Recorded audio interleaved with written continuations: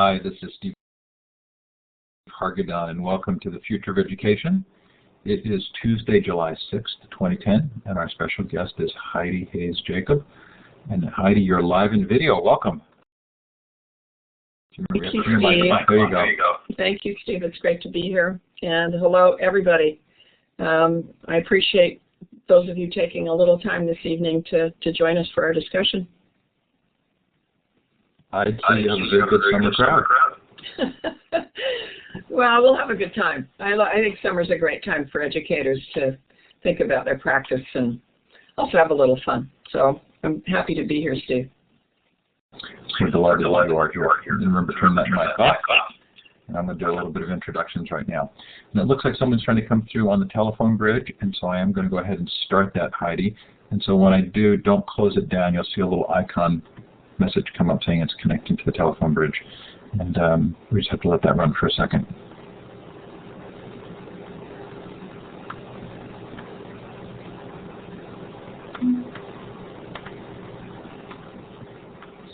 Okay, so our telephone bridge is started. And Future of Education is sponsored by my employer, Illuminate. And the project I work on for Illuminate is called LearnCentral.org. It's a free social network for educators. We hope you'll come and visit it. That the interview series is an enticement. We are announcing our Global Education Conference.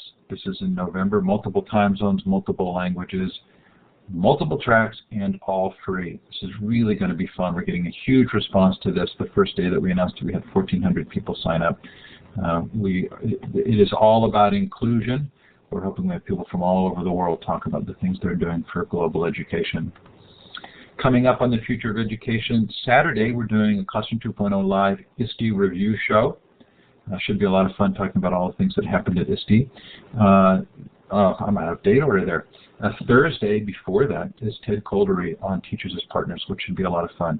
Then next week, Niru Khosla, if I'm saying that correctly, on open textbooks from ck12.org. Also, Graham Glass on Edu 2.0, and then the week after, lots more fun. So look down that list. I think you'll see something worthwhile there. We sure hope that you'll join us for another session.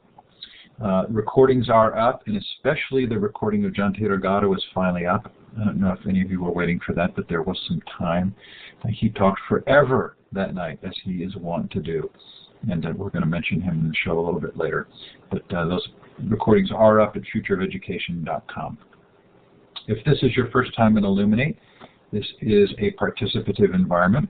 We're sure glad to have you here, and we hope that you will participate. You'll notice that below the participant window, you have some emoticons. You can smile or clap your hand or give a confused look or give thumbs down, neither which I expect to happen tonight. But you can play with those. You can also raise your hand using the hand with the green up arrow. That lets us know you want to take the microphone.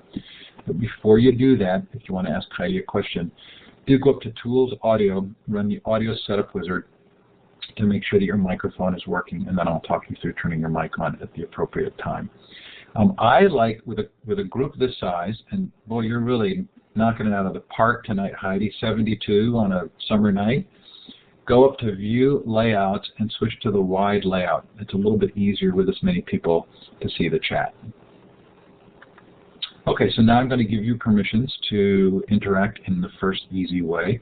To the left of your map, you'll see a little wand with a red star at the end. Click on that and click on the map and let us know where you're listening from. And you can also shout out in the chat where you are, what time it is, maybe what the weather is.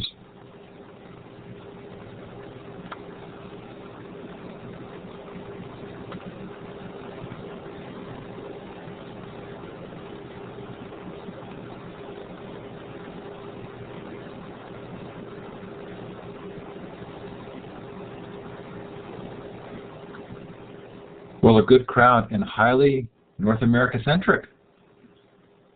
Well, wherever you're listening from, or if you're listening to the recording, we're sure glad to have you with us as a part of this. And I'm going to move us forward. So Heidi, this is really fun. I just have loved going through the book. I'm going to have you turn your mic back on. And would you tell us a little bit about yourself and what's brought you to this point? I'd be happy to, Steve. And I appreciate everyone joining us tonight from so many places. I've been an educator a very long time, and I have worked in every state in the United States and in every continent but one. I have not worked in Antarctica, but I've worked around the world, and it's been a pleasure to do so. And one of the things that's always been interesting to me is the issue of curriculum choice making and design. And a number of years ago, back in 1997, I wrote a book. It was the second book I'd written. It was called Mapping the Big Picture, and I developed this model for curriculum mapping. And the notion for me was that people should use software-based tools to begin to share and access information about what was going on in their practice and build work together. And in the course of doing that, Steve, I began to notice something, and that was that a lot of the curriculum that was being entered into these tools was dated. And it was disturbing to me. And I started to take a look at this movement with standards, and even with the Common Core standards. The majority of standards I see in most of the United States are dated. I think they are preparing kids for about 1990. And I'm not really trying to be funny here. And then I started to look at the notion that students were processing information differently, and I was influenced by some terrific colleagues, one of whom I know you know very well, and I've been a good friend with for 25 years, and that's Alan November. Alan and I get along very well, and I think he was ahead of his time. And then a really brilliant guy whom I believe you also know, Stephen Wilmarth, who sat down with me and said, you have got to put your curriculum expertise to work, and you need to start to really think about how the new technologies are not just changing how students access information, but also how we need to design what they study. And so I began to explore this, and for the last 8 or 9 years, my heart, honestly, my heart has been in this work, was to try to find a way to start to make a contribution with an idea book that was in your face. That was no excuses. Choose your century. It's time to move ahead, and what that would look like. If I'm going to be critical of current practice and dated practice, then I have to come up with replacements. So I worked really hard on looking at this. I have more to share with you about the book, and we can talk about it. But I also thought I would like to invite a flotilla of great idea people who I thought were superb in the field, people like Frank Baker with media literacy, or Vivian Stewart with global literacy, and Alan and Ben Akalik and Tim Tyson and David Nicodula and Jamie Cloud and Bill Shesky, and our incredible array of really insightful people, so that I could bring ideas to people that they would need to consider, and the results have been amazing. And I'll just finish with this. I really thank ASCD. ASCD has published most of my books. I've gone with other publishers for other things. But they chose the book as the World Member Book, which means it was sent to almost 200,000 educators all over the world. That changes things. That's huge. And when they chose it, I thought, this is good. This is good for the field. This is good because I don't think people are afraid of making changes in schools. I just think they want to know how and where to start. I think there's a myth there. I think there's a real myth that educators are afraid of all of the new ideas. They aren't that afraid. I just think they want to move ahead and know how to do it, and are still burdened by old pressures. So that's my introduction. How's that? Well, I'd say it's pretty wonderful. I came at this book fresh from ISTE, and where we had a lot of really fun conversations at the what we call EduBloggerCon, which is this all-day unconference that's we hold the Saturday before ISTE. And you surprised me in the book, and let me tell you why. It felt to me like there was a subtext, and maybe you call it out more actively and I didn't notice it, but the subtext for me was the active engagement of the teachers in creating the solutions. Am I on the right track there? Oh, you need your mic back on, sorry. Heidi, we've got to turn your mic back on because you're speaking. We can't hear you. Are we now? Is that good? You're good. Okay. That's an interesting point. I think the key is that we're going to need a new kind of teacher because we have a new kind of student. There is absolutely no question that students process information differently, and I think Steve Wilmarth's chapter on the 5 socio-technological trends that changed everything in teaching and learning have also changed what we need to do to be responsive. And I think on some level, some of the chapters you read about were very much about teachers. I think that's true, especially the notion of the upgrade that teachers are hearing. And they like it because it's not threatening. And it just makes sense. The idea of, hey, teacher, learn something a semester. Just agree to learn something and take one dated practice and upgrade it with a new one, a better one. So instead of standing in front of a class and sitting there with a bunch of note cards or doing the oral report, which I think is the low point of civilization, I think then what we may do is teach them how to make a pretty good video podcast or replace a book report with a Facebook page. Instead of writing about Julius Caesar in a report, make that Facebook page about Julius Caesar. I think it will require much more detailed thinking, much more semantic webbing. You're going to learn a lot more about who he was by doing that. Replace your pretend you're in France day at the end of each semester when you're studying high-level French with a video conference with the group of kids who are studying English in Lyon, France, meaning go there, travel there. I think every elementary classroom in America should look at its curriculum maps, and I think middle and high school too, and find a strategic location where you should have an interactive session like this. Perhaps it's Illuminate, perhaps it's Skype, and interact with that class because it makes sense in terms of the curriculum.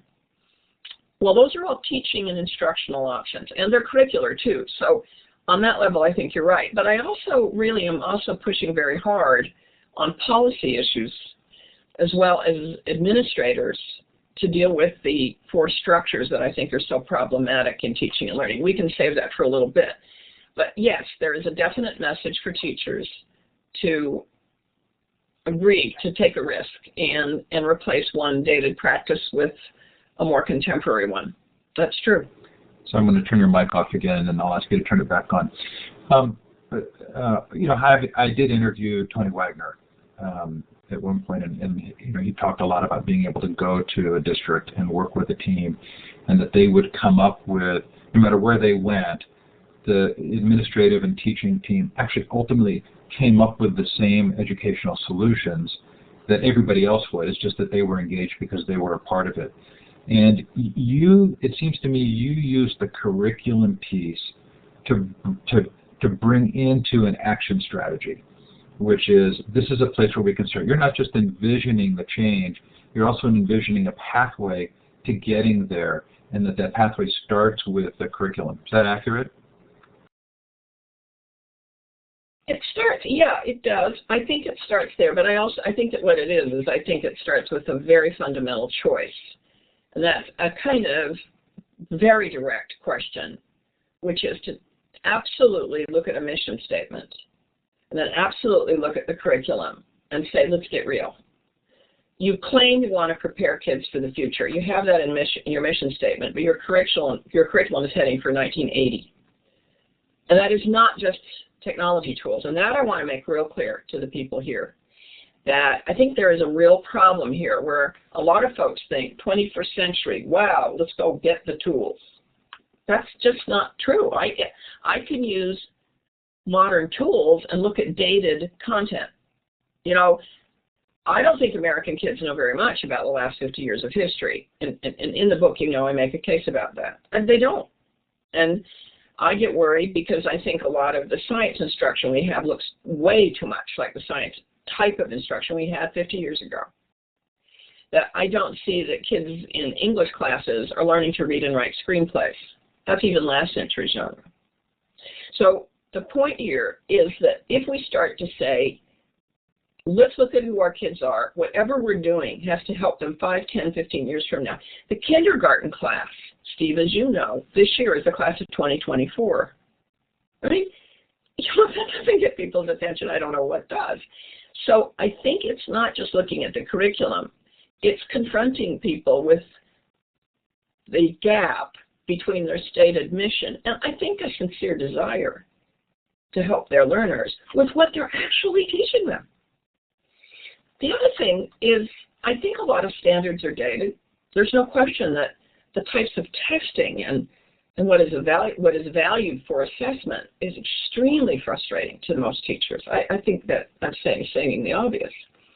So perhaps one of the other things that will push this work ahead is to say, what is it we need to assess our students in terms of skills and understandings that will really best prepare them for the workforce or their lives or for possible options for their future.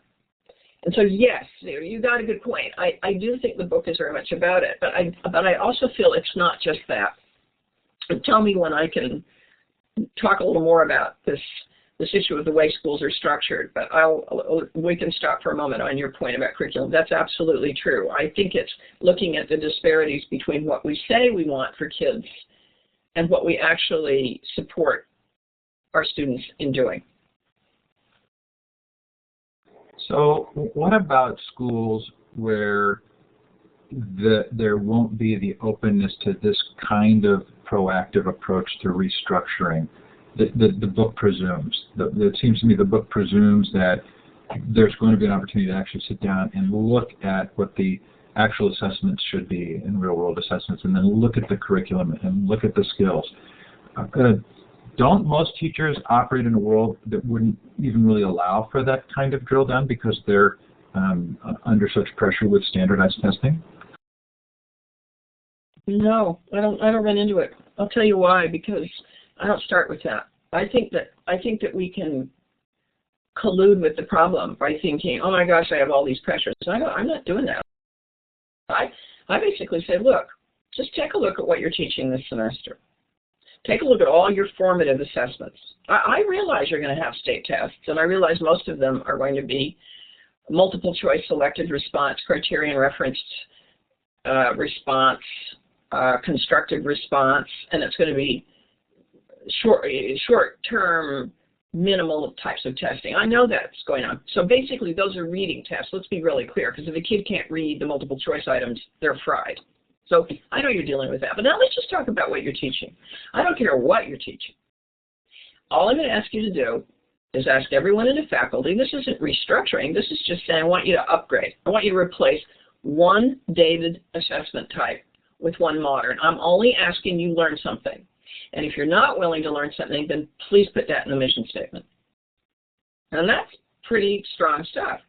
But for me, Steve, that's just the portal in. The real mission in this book is to get people into it, because what happens is if every single teacher in your faculty agrees to learn one thing or use a Web 2.0 application, like we have on our website, curriculum21.com, we have a clearinghouse, and teachers send in Web 2.0 applications. And in fact, I'd like anybody listening to send some to us. We will post them. And I'll say, okay, instead of using flashcards, replace it and have your kids use visual thesaurus.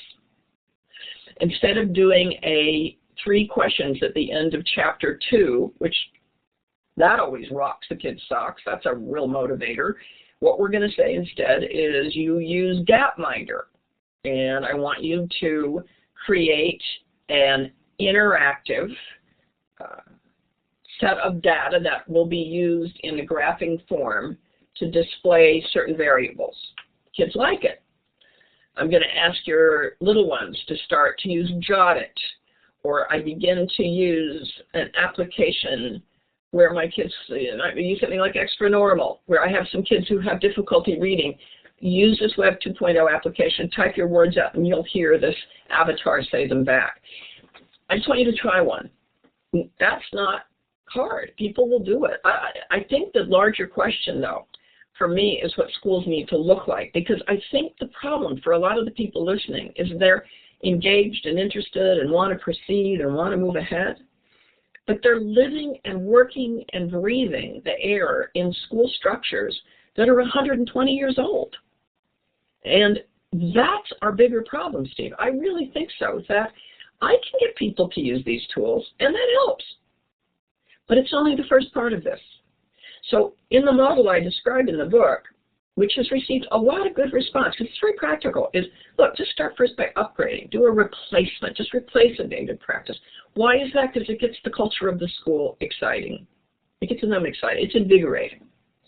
And that means every student in that school knows that every teacher in that school is at least trying to learn something. And some of their teachers are really cooking. That I know too. But the larger issue is what I call versioning, new versions of schools. And let me pause here for a moment. That is something I would like to get into. If you're okay with it now, I will. If you prefer I wait a moment, I can do that. I'll leave that to you as moderator. I'm going to let you do whatever you would like to do. So let's get going with what you want to do. Gee, you're really good at this, Steve. Okay. Last summer, I think it was probably August, I got a MacBook Pro. And I waited. I have my group, I have a team that works with me from around the country, and I have a nickname for my Geek Patrol. I just love these guys. They're terrific. And now there's a geek woman who's one of them too. So it's my whole geek posse, and they're great.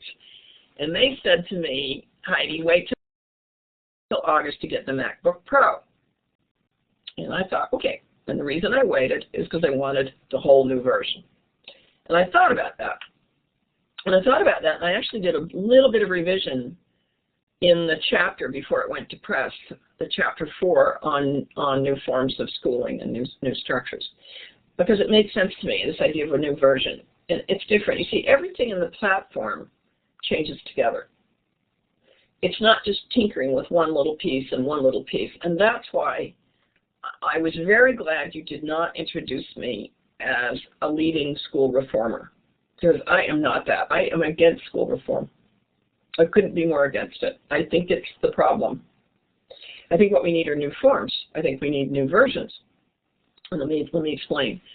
There's 4 structures that have everything to do with how people teach and what they're able to do. And those 4 structures, just like the old science axiom, the whole is the sum of the parts, need to be looked at together to coagulate, in a sense. And when school reformers come along, they usually hit one of them without looking at the relationship of the other 3. So one of those is schedules, both daily schedule, length of year, when kids graduate, time of year, all those questions. The second is how we group our kids. And if we continue to be smitten with chronological age grouping, we're really locking in possibilities. The third is how we group the adults. And I think it's the isolation of teachers, either by grade level teams or departments. It's really troubling to me. I think all teachers should be part of global teams as well. I think we should be looking at how we organize ourselves as teachers. The self-contained classroom frightens me. I'm dead set against it. I don't like it at all. It's a self-container. And the fourth is the use of space, both physical space, with some of the award-winning new school designs that are on, for example, designshare.com, which I highly recommend. They're really interesting, and they're not always moneyed. Sometimes they're in third world countries that have made good use of their resources. But the other type of space is obviously virtual space, like we're meeting in now.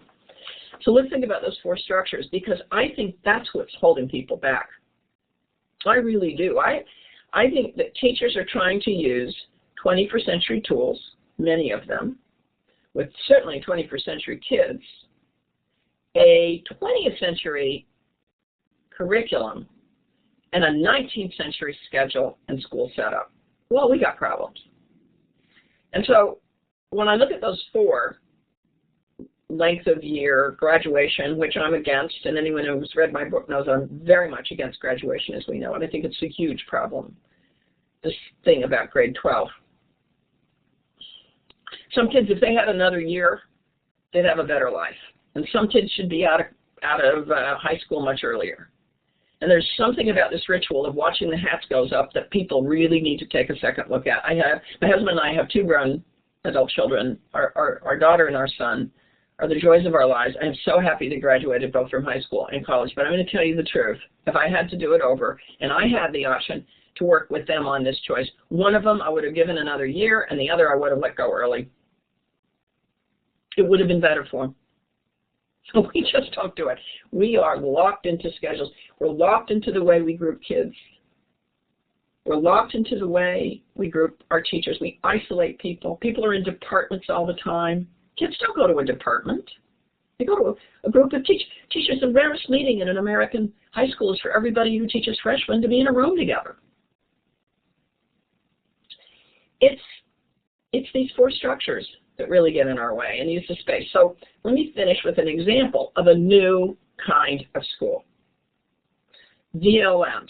Now, I don't know who you've had on your program, Steve, on this, but to me, this is a hot topic, and that's virtual learning magnets. And I know Tom Welsh is all over this, and I really like this idea. In a way, it's virtual in that the first one is going to be the proposal, and it's through CCSSO, the Council of Chief State School Officers, who I work with. I'm on one of their work groups on the new standards and everything. They are saying that the first one will be on astronomy, and the study not just of astronomy, but astrogeology, the makeup and composition of the planets and the stars. They'll be studying astrophotography, new forms of telescope making, all these great questions. And so, first of all, the students who will be involved will be students from around the United States who are interested and motivated and show the wherewithal to be involved with this. So the first part is the grouping of kids is going to be from anywhere. The faculty will be really high-quality, high school science teachers, and potentially, it looks like, some people from NASA. And I wouldn't be surprised if the space station, the new space station, gets involved in this. So we got a different kind of faculty. We have a different grouping of kids. The schedule will be based on students' time zones and availability to meet, and they'll be meeting virtually, and literally in space. Now, that's a new kind of school. Now, you can say, oh, that's way out in the future. It's not. I mean, look at how we're meeting right now. I think some of these policy issues are going to unfold because of the budget crisis, because schools and classrooms are harder to support economically. I think we're going to start to see the use of technology in some really good ways, just like we're seeing a lot of these online programs and college programs. Some of them, I think, are not very good quality, but there's some that are. I've done some online courses with PBS. I've done a lot of work with public broadcasting, and they do a nice job. And I think what we'll see is that the kind of thing that all of us have participated in is going to go up a notch because we have even better tools to communicate. I think Illuminate is a good example. I've used their product before. I did some work with the Alaska State Ed Department, and we went through Illuminate. It was terrific, but I look at it today, and it keeps each iteration gets better and better and better. So why would we think otherwise, that 5 years from now, we're going to have some even better tools and even better setups? Finally, I'll give you this example, and it's one I gave at a conference, a national conference, and I did a keynote. It was probably 1,000 people in the room. And what happened is my webmaster said, "What did you just say?" I got this message from him. I said, "What do you mean?" He said, "There was something you said, and the tweet deck just went like this." And we figured out what it was. And I'm sincere about this, so I'll finish with this example. This is where I think things are going. I think that the kids who are in the class of 2024, little Johnny and Maria and Abdul and Susie, any of them, their grandchildren, when they graduate in 2075, their schools aren't going to look like our schools do now. And I think it might feel something like this. So here's my story. It'll take 30 seconds, and then I'll stop and see if you have questions, whatever you want to do. I live in New York. I live right outside of Manhattan. And I went down to the Apple store. Now, how many of you know Apple stores? I guess you all know Apple stores. Am I right? How many of you know Apple stores? Okay, yeah. Yeah, we're getting some hands going up. There you go. All right. Now, those of you who know Apple stores, yes. I'm seeing a lot of hands. I went into the Apple store in Manhattan, which is my favorite Apple store. It's beautiful, and I don't know if any of you have seen it. It's on the corner of Fifth Avenue, Central Park, across from the Plaza Hotel. And it's this beautiful glass encasement overlooking one of the most, I think, cosmopolitan corners of the city. And you walk into this beautiful glass arrangement with a engraved apple in it. And you go down the elevator, and the Apple store is underground. And it's big. It's huge. So I went in filming, and I think it's kind of, I felt like a little bit like a saboteur because I filmed with my BlackBerry. So I thought that was a kind of fun thing to do. And I held it next to my ear, and I walked around, and I filmed all the activity in the Apple store. And what I noticed is it's like no other store. It's like no other store in the shopping mall. There's nothing like it. First of all, you're met by a genius, as you all know.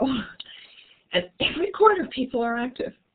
People are trying out earphones. Somebody's trying the new iPad. Somebody's looking at equipment. Somebody's playing with a new program. Some genius is teaching you how to make iMovie. But the whole place is alive. And I think that schools are going to feel like that. And just like Apple turned the notion of retail marketing on its head by creating a different kind of environment, I think that's what we're looking at. I think we're going to see work environments that are going to be a little bit more like what Google has done. I don't think teachers need to come to school every day. I think it'd be better if you had more variety. I don't think kids need to. I think what we're going to start to see in the future are going to be some new versions of schools, and we're going to move gradually and steadily to them. I have no illusions about this, but there is no question it's happening, and you see pockets of it. One of my heroes is Dennis Littke. Oh my gosh, what a guy. With the big picture schools and the Met schools, and I just think, now there's a guy where they stepped out of the box and said, if we design a new kind of school environment, we can do new curriculum. Why do kids have to come to school every day? Let's start to look at what kinds of structures will make this happen. So for me, what I'm interested in right now is that question.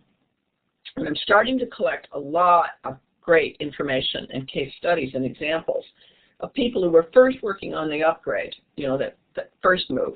Everyone can do that first move. What I'm really excited about are bold moves and the move towards new types of structures and versions of schools. So, Steve, I will stop here for a moment and leave it to you in terms of our last block of time, however you would like to play it out. I'm game. You're being very generous with me, but I know my role, and I know what I'm supposed to do here. So I'm going to turn it back to you. You have some slides, and I want to make sure that you have a chance to get to them. We will go to Q&A in about 10 minutes.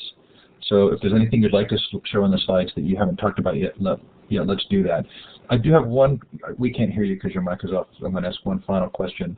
I actually don't feel I have some slides, but I don't. Somehow I don't feel like I need to show them right now. They're actually pretty nice looking slides, but I don't think it's necessary right now. I'd rather see if anyone has a question right now and respond to that, because my hunch is the time's going to go pretty fast. Are you okay with that? Absolutely, as long as I can ask the first one. Okay, so here's my question. I love the vision. I really feel like, at least at the local school level, you've provided us with a pathway to adoption that really makes sense. But I look at the larger vision, and I think of all of the great examples like the Met schools and like many, many others, and just how hard it is for adoption to take place. And how do we overcome the potential danger that the school system will be like Detroit, that no matter how much there are good examples, that it will be very hard for the body as a whole to actually make a move? And how do you address that particular issue? And you have to turn your mic back on. I think that we're going to see some different kinds of shifts. Let me give you an example. I think that we are in a really seriously troubled time, and even as we're all talking, there are thousands of teachers waiting to see whether they're going to be back in school this fall. I mean, the issue of layoffs and budget cuts and states running out of money. And of course, and honestly, I'm not just trying to say this, it's the truth. What is one of the first places they cut first? It's education. Those are real issues. And yet here's one of the things that we're starting to see. The state of Texas, which of course is going through this controversial adoption issue, and some of the decisions made by that group, the state ed curriculum people, are really on a level outrageous. I mean, whatever your politics, you just don't say Thomas Jefferson was not an influential thinker of the 1700s. That's a little irrational. I mean, that's bad. But let's talk about something else they decided. Let's set aside the curriculum choices. We could debate and argue that, and I'm always open for that. I think that's healthy. One of the things that came up out of that, though, that is interesting is it's my understanding that they spent close to $350 million on textbooks.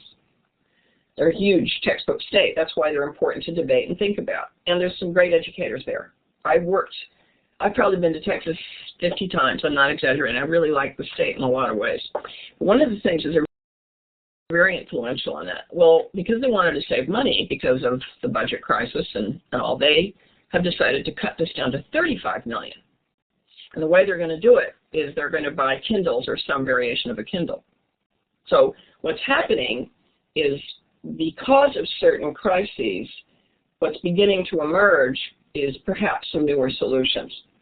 Now, I don't consider that idealistic. I consider it realistic.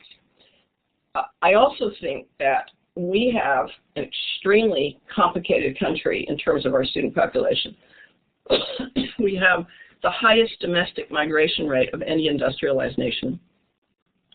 We have huge numbers of adults who can't read. And we have some serious problems. So when we start to look at communities that are impoverished, that's not going to go away fast, if ever. And I think the schools reflect those problems. So on one level, I think you're going to see some newer solutions to newer kinds of schools. Unfortunately, this battle over charters is problematic. I think every public school should be a charter. I think public schools need more freedom, as opposed to pitting people who are innovative and entrepreneurial against public schools. I think there's policy questions here that need to be addressed, and the newer technologies will help in that direction. But in terms of poverty, that's a root problem for all of us, and I think we're going to see that will be a drag and a difficult part of our work as a nation. It's troubling, and I agree with you. I don't think it's going to go away fast. But I also know, excuse me, that I work with a lot of city schools. I work with Chicago. I just did a major contract with Chicago, one of their largest high school districts. They had about 28 high schools involved. I'm working right now with the New York City Board of Ed. And believe it or not, they're finding ways to start to use technology and software tools to begin to, for example, with curriculum mapping, share and build curriculum. That little by little, even some of our areas that have some of the greatest challenges are starting to use these solutions in more productive ways. I think that's promising and helpful. But until America wakes up and gets that, as a country, that our number one natural resource are our children, just like the Japanese rewrote their constitution after World War II, because we said you can't have a military. Well, we're saying, okay, we get that. We get we can't have a military. The Japanese understood that, so they changed their preamble to say something to the effect that since we have limited natural resources, because they don't have very much land to grow anything, our number one natural resource will be our children, and we will create a fantastic education system. I don't like race to the top. I don't like some of the policies of this administration. I'm not happy about them. I have a lot of difficulty with a lot of what's going on. So for me, I think you do the best you can, and you have to kind of be a warrior. I think so, in your own way. And I'm seeing some positive signs, and I think that it'll be in pockets. And then I think there'll be a few states that really come through. And I think that just like we're looking at new energy alternatives, I think we need new schools, new types of schools that will help make a difference. So it'll be uneven. I think your comment was very direct and very honest question. I appreciate it. So we're going to turn the time over to the audience now to ask questions. If you'd like to ask Heidi a question, you raise your hand. That's the icon below the participant window with the hand and the green up arrow. And I will tell you how to take the microphone. You can also put a question in the chat, although that chat flies by quickly, so it is helpful to have you raise your hand. And Diana, you are first. I'm giving you the mic, and you click the microphone audio button. There you go. Hi there. Heidi, so glad you could be on here tonight. I heard you speak in Arizona a number of years ago, and you seem to be still on your game, pushing the envelope, and I appreciate that. I'm very concerned about what's going on with the Common Core standards, and I was wondering if you could comment. I'm pretty suspect that the testing company is the one who basically had a hand in developing the standards and then will also produce the test. That seems off to me, and I was wondering if you could comment on that. Yes, it's my experience with CCSSO is a little different. I am on a work group. They have a series of work groups. They had a work group that worked on the new reading standards and then the reading and writing and then the new math standards. And I worked on one on global competencies, which should be out for all of you to see soon.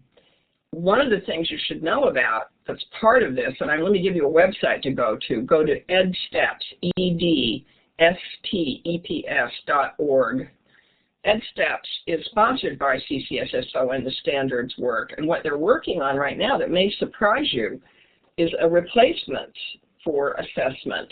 And they are collecting digital assessments or digitalized writing assessments as well as media assessments to create a database that will be scaled so that we can actually submit student work and begin to get feedback from it. It's a very big project. And I think part of the goal is to come up with newer assessments that replace the older ones.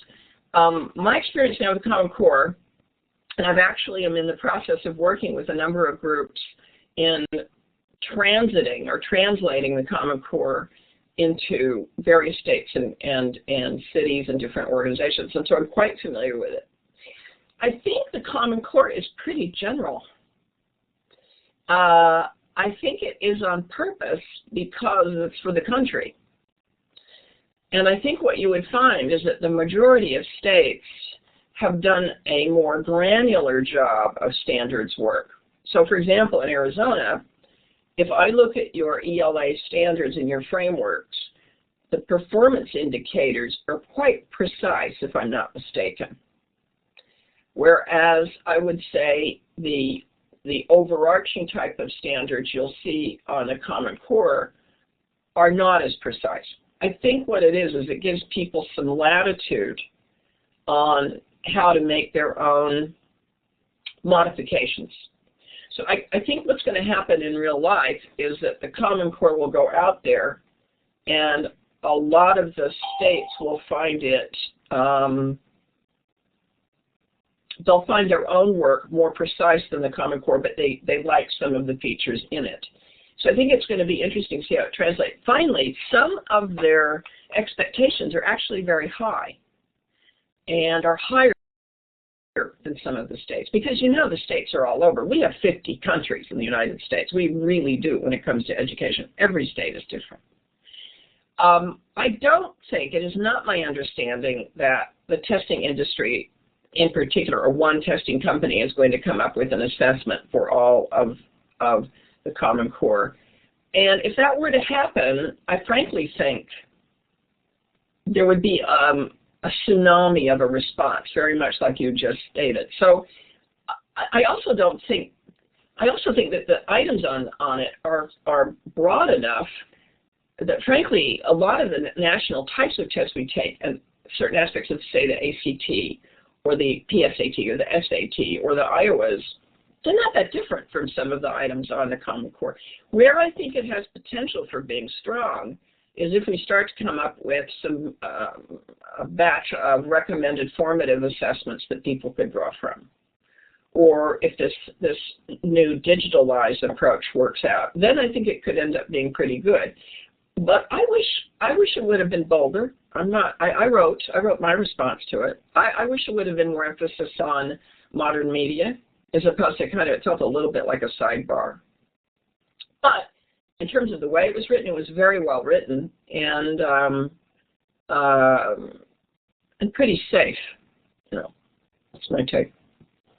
So, John, I know you put your question in the chat, but it's long gone, so I'm giving you the microphone if you want to turn your mic on and ask it. Yes, Steve, thanks a lot. Hey, Heidi, good to listen to you tonight. So here's my question. How do we get administrators at the local level who only give lip service to technology to get on board? And here's what I typed in. Even though we may have a one-to-one initiative in place and really have some great technologies, some administrators still don't use the technology. They've got laptops and they encourage teachers to use technologies, but they're only using their laptops as an email reader or to check grades. So how do we get those local administrators on board? I love that one. Thanks, John. That was a really nice one for me to pitch back, so thank you. I think one of the coolest things you can do is something we do when we work on Curriculum 21. And you can only do so much with your work and your life, but in your own way, you've got to make those moves. When I work, for example, on curriculum mapping with a city or a district, I won't do it. I refuse to come unless the administrator starts mapping too. Everybody maps. You map your PD. You map your professional development. If someone is working on using this tools like laptop initiatives, which I think is the wrong phrase. See, I don't like that at all. I think that's like calling it the pencil initiative or the pen initiative. What it should really be is 21st century curriculum and teaching, and for 21st century learners, and how are we going to make that happen? Well, it strikes me that also means we need 21st century leaders. So we ask people, and I write about this in Curriculum 21, to kind of take a pledge and say, I agree to upgrade and replace one dated practice with a newer one. That also means I'm going to ask the administrators to. I am right on your page, man. I agree with you. So I'll say to administrators, look, I did this today, as a matter of fact. I was in a meeting today in New York, and I said, these administrators were saying, this is great. We want our teachers to use these tools. And I'm going, right, well, you do too.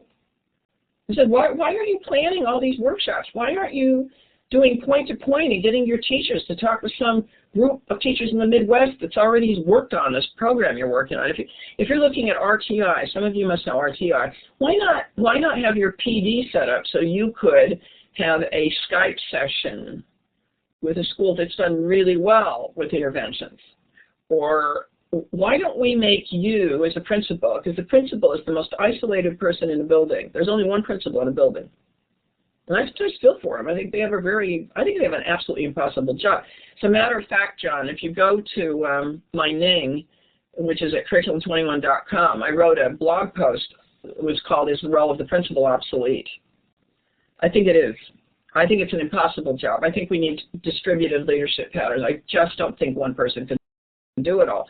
So sometimes these men and women get a little overwhelmed, but I think the way around it is to get them to agree to try and make one replacement. I'll give you a great example.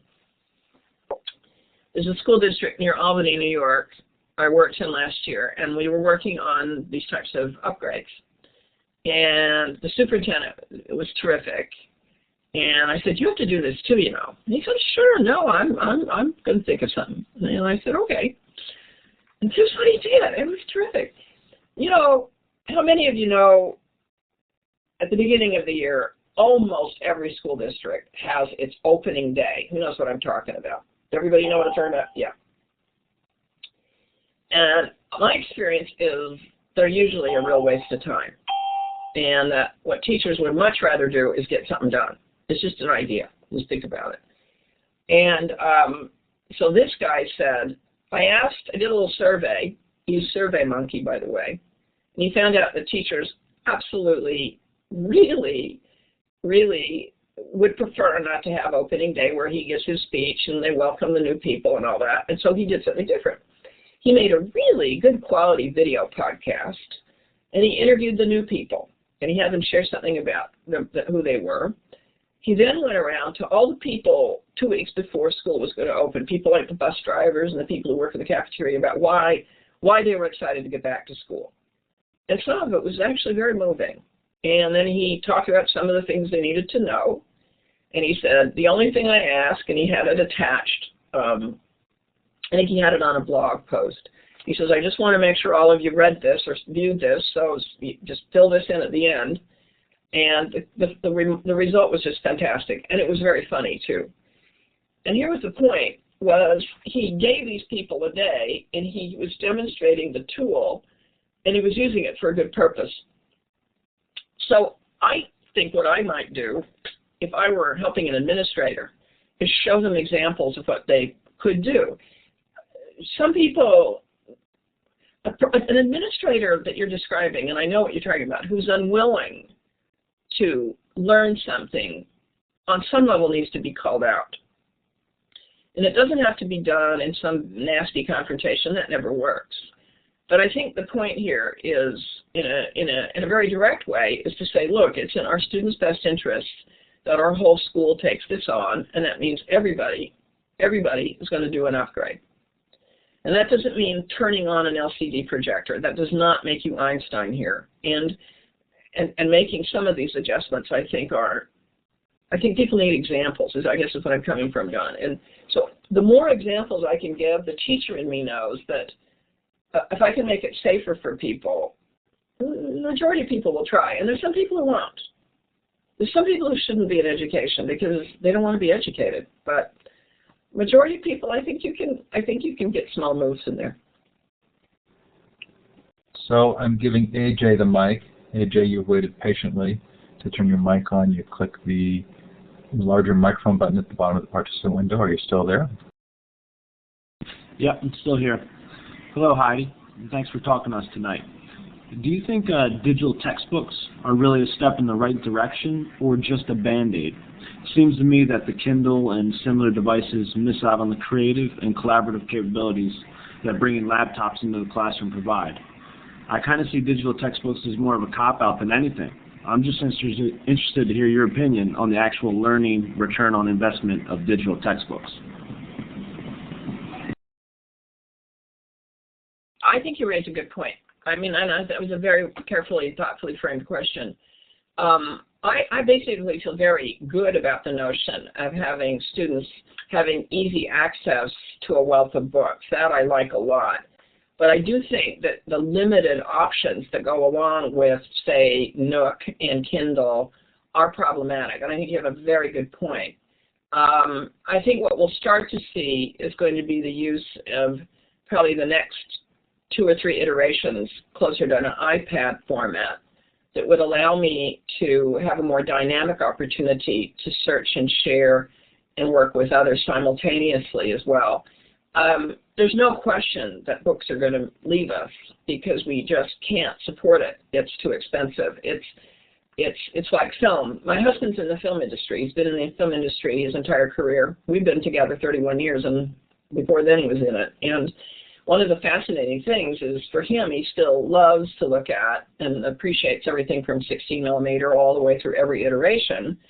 But what's happened is with the new digital films, it's democratized filmmaking, so people can make more movies. And there were certain qualities that are lost using, better quality film. And I think in a similar way, there will be some trade-offs. I love books, but I love the feel of a book, but I also like the feel of trees. On the other hand, we have this other question of recycling the electronic equipment we make. And so I, for one, think you're on to something. I appreciate that question. I've never been asked that question, and I think it's a very interesting question. I have to think some more about it. But my initial take is that we don't want just a simplistic, unidimensional book accessing format. We want something that is more dynamic, which I think your question suggests. So. So I can't tell if Lynn, Sarah, and Anil have actually wanted to ask questions or if they were raising their hand earlier when you asked people to respond. So I'm actually going to clear them, and then Lynn, Sarah, or Anil, if you have a question, just go ahead and raise your hand to get them. I'll call on you. We've just got probably time for one more question. There we go. Anil, I've given you the mic. Go ahead and click your larger microphone button. And if you don't have a microphone, it looks like you are typing that question. So while you're doing so, I'm going to go to the end of the slides and just put up our coming interviews. Oh, there you go. Hi Heidi, thanks for giving this talk. It's been really interesting listening to your perspectives on it. I had a question. I wanted to know specifically what technological tools do you see these new schools in the future using, like, for example, video conferencing could be one. What other types of collaboration tools and like technologies could you see them using in the future?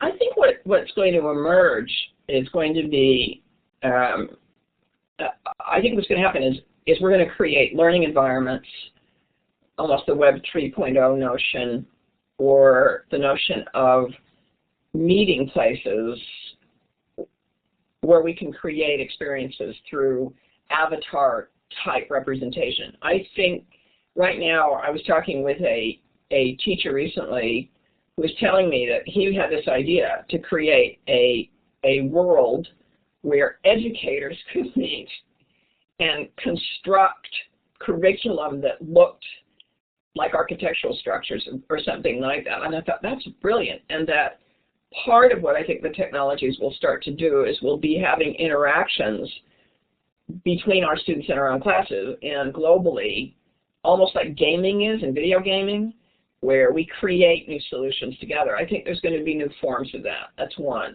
I think video conferencing and Skype is going to just get seamless. I think, first of all, we can now do it on our handheld devices, but I think in classrooms, we'll start to have very crisp and clean imagery where we'll go on field trips all the time.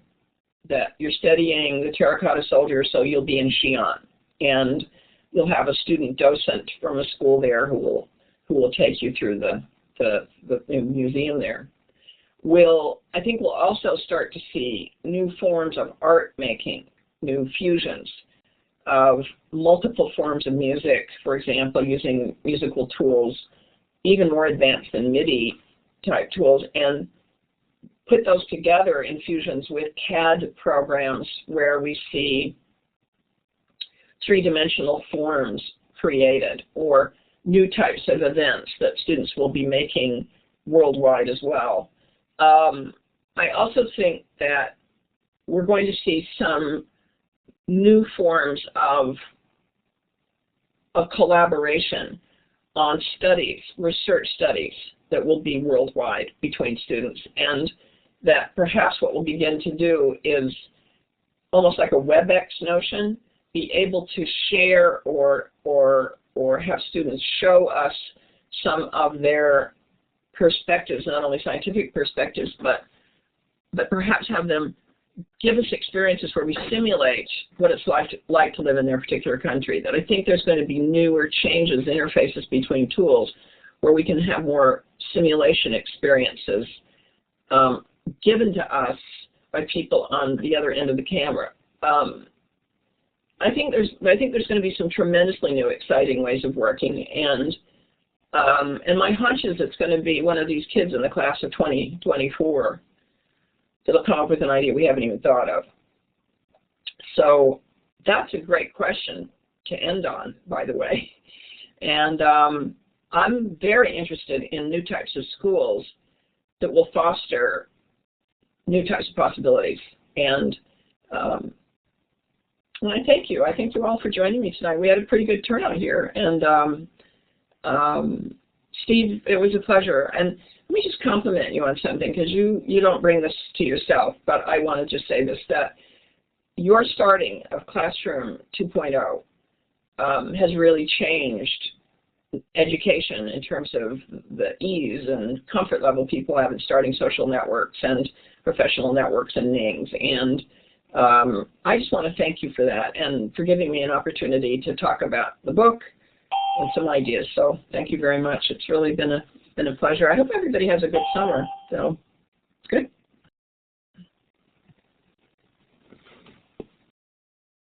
Heidi, you've been terrific. This has really been a lot of fun. I'm clapping again for you. I think we had 110 people in a July midweek day. You're to be commended. Obviously, a really fun vision, and I love the book. I encourage people, if you don't already have a copy, to go out and run out and get one. Please do join us on Thursday for Ted Coldery, and thanks again to you, Heidi. That was really fun.